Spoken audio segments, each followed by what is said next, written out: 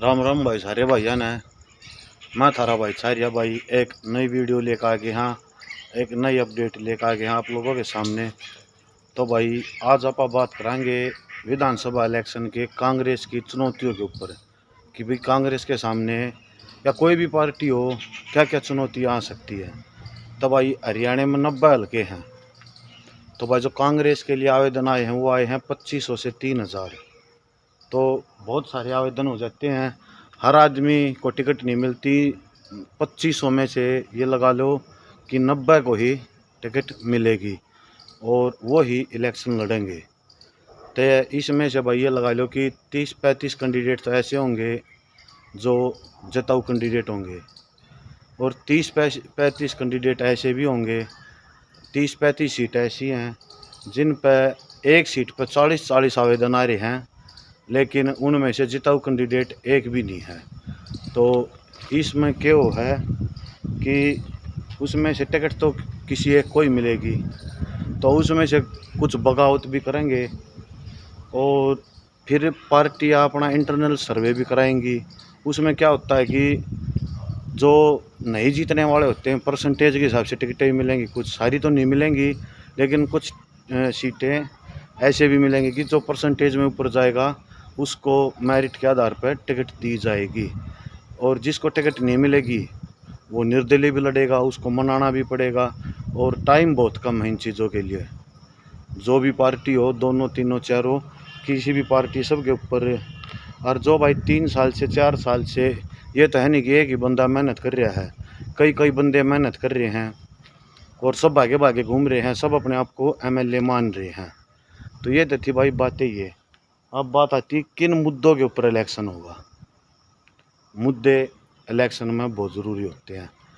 तो मुद्दों की बात करें तो भाई हर आदमी ये सोचा है कि जात पात के ऊपर, इससे पहले जात पात के ऊपर इलेक्शन हुए हैं हरियाणा में, बहुत सारे हुए हैं, लेकिन ये इलेक्शन जात पात के ऊपर नहीं होगा। ये इलेक्शन होगा मुद्दों के ऊपर। जो जैसे ये लगा लो कि अपना बेरोज़गारी का सबसे बड़ा मुद्दा है हरियाणा में। उसके बाद आता है अपना ये कर्मचारियों की जो मांगे हैं, ये भी मुद्दा है हरियाणा के इलेक्शन में अब की बार। और इसके बाद आता है अपना लॉ एंड ऑर्डर। इसको ये लगा लो कि धज्जियाँ उड़ हुई हैं भाई कानून व्यवस्था की, बिल्कुल सरेआम। कभी भी आप डेली देखो फोना में भी, न्यूज़ा में भी, कि उससे फिरौती मांग ली, उसके वहाँ तो भाई गोली चला दी। तो ये चीज़ें बहुत ज़्यादा बढ़ रही है हरियाणा में भाई। इन चीज़ों के ऊपर आप बात करा थे। और सबसे बड़ी चीज़ भाई, महंगाई में नंबर 1 है हरियाणा पिछले 10 साल में, 10 साल की बात करा। और उससे भाई जैसे 2014 में जब बीजेपी की सरकार बनी थी तो उस टाइम पर ये लगा लो सरकार ने काम भी बहुत सारे करे। जैसे ये लगा लो कि हर महीने कोई ना कोई पॉलिसी लेके आते थे और लोग ये मान रहे थे कि बिना पर्ची खर्ची के नौकरी मिल रही है बच्चों को। बहुत खुश थे लोग इस सरकार से जो शुरू के 5 साल थे उनमें। लेकिन उसके बाद क्या हुआ कि मनोहर लाल खट्टर जो सीएम थे वो बिल्कुल ऐसे हो गए कि ये तानाशाह राज कर रहे हैं एक किस्म से अपने हरियाणा प्रदेश के ऊपर। तो इन्हीं चीज़ों के ऊपर बात करे थे आपा।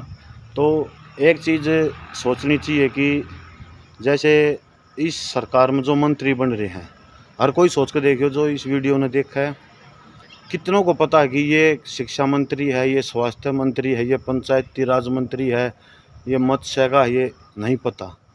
क्यों? क्योंकि जो इनके मंत्री हैं वो इतने ज़्यादा इनएक्टिव हैं कि बहुत ज़्यादा। ये नहीं होना चाहिए प्रजातंत्र में, सबको समान अपना काम करना चाहिए, लेकिन नहीं कर रहे हैं। अब भाई जो कांग्रेस पार्टी है वो ये सोच रही है कि जो पिछले 4.5 साल थे बीजेपी के, ये 6 महीने नहीं ऐड करेंगे क्योंकि ये नायब सिंह सैनी के थे।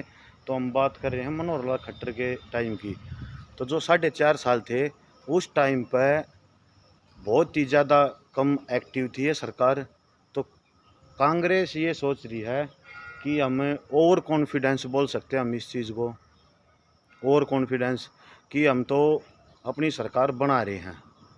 ये उनका बिल्कुल भ्रम है, क्योंकि लोगों में जो कांग्रेस का भी कैंडिडेट आए नहीं है, जो कैंडिडेट आएंगे हो सकता है उनके प्रति भी रोष हो और उसका भी सामना करना पड़ जाए। तो ये चीज़ है भाई, जो उड्डा न्यू सोचे ना 9 हाथ की सोट में 100, तो वह चीज़ इतनी आसान है नहीं जितनी सोच कर न चल रहे हैं। और मैं तो भाई उड्डा की सबसे बड़ी भूल भाई, मेरी अपना पर्सनल रीज़न है ये, आप लोग कमेंट में भी बताना मेरे को कि जो ये टिकटार्थियों की इतनी बड़ी फौज खड़ी कर दी, बहुत बड़ी फौज खड़ी कर दी, ये लगा लो कि कांग्रेस के लिए सबसे बड़ा सिर का दर्द बनने वाली है अब आने वाले 13 से 14 दिन में। अभी इसको कैसे मैनेज करेंगे ये हुड्डा साहब के ऊपर डिपेंड करता है, ये शैलजा जी के ऊपर डिपेंड करता है, ये रणदीप सुरजेवाला जी के ऊपर डिपेंड करता है, ये कैप्टन अजय यादव जी के ऊपर डिपेंड करता है, जो कांग्रेस के हरियाणा में वरिष्ठ नेता हैं। और कुछ सीटें तो ऐसी हैं, मैं वो भी वीडियो लेकर आऊँगा आगे आप लोगों के सामने, कि कांग्रेस के पास वहाँ पे कैंडिडेट ही नहीं है। जो ये आप ये सोच रहे हो ना कि कांग्रेस की सरकार एक तरफा बन रही है, कुछ सीटें ऐसी बताऊँगा मैं आप लोगों को कि वहाँ पे कांग्रेस के पास कैंडिडेट ही नहीं है। हालांकि इलेक्शन चाहे किसी को भी लड़वा दो, कोई बड़ी बात नहीं होती।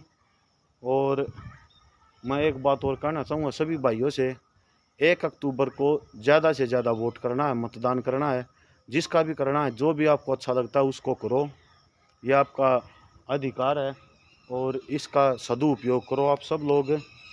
और आखिर में मेरी आप सब लोगों से एक ही प्रार्थना है कि भाई जिसको भी एमएलए बनाओ, जिसको भी विधायक चुनो अपना, मैं तो ये कहता हूँ कि पूरे हरियाणा में 90 सीट हैं, उनमें से 30 से 35 ऐसे एमएलए चुनो जो आपके बीच के हों, आपके साथ रहते हों, आपके साथ उठते बैठते हो। ये नहीं कि इलेक्शन का टाइम आया राम राम करने लग गए, ये भी होते हैं भाई। हो सकता किसी भाई को मेरी बातों का बुरा भी लगे, तो कोई दिक्कत नहीं है भाई, आप जो बात अपने मन में आकर कह दिया करा।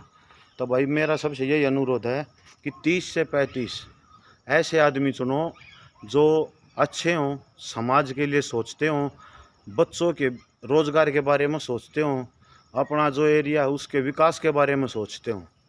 तो भाई ये अपने विचार थे, सब भाइयों ने सुने।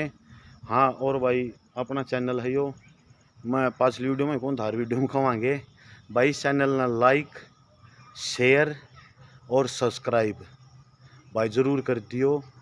क्यों अगर भाई नया चैनल है, वीडियो गिरने लगे, हाँ जब भाई सारे भाई ना साथ दोगे तो भाई हमारा भी हौसला टूट जाएगा। तो भाई और भी बढ़िया बढ़िया बात लेकर आवांगे, जो आप लोगों के मन के अंदर बात है ना वे बात लेकर आवांगे, ये मत मानियो। और लगभग हर सीट का अलग अलग विश्लेषण करके वीडियो डालेंगे, वो भी आप लोगों तक पहुंचेगी। ये भी आप देख लेना कि हर सीट का अलग अलग विश्लेषण आप लोगों तक पहुंचाने की कोशिश कराएंगे।